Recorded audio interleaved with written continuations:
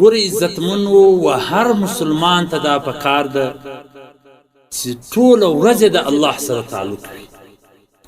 اوس ټوله ورځ د الله سره تعلق څنګه جوړېدلی سي؟ شیخ الاسلام مفتی محمد تقی عثماني صاحب دامت برکاتهم العالیه فرمایي چې فقط دا دوه کاره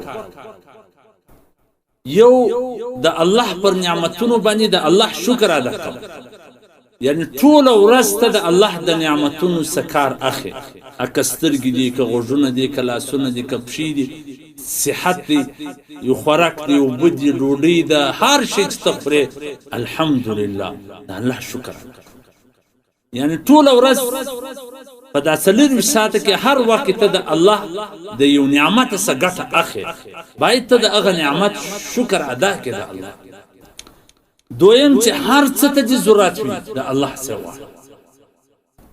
نبی کریم صلی الله علیه وسلم فرمای چې د چوټي دغه بوټو تڼي دا هم د الله سوا.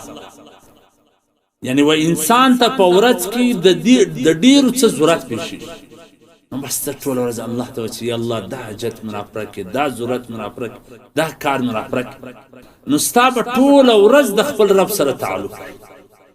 بس صرف دا دوه کار.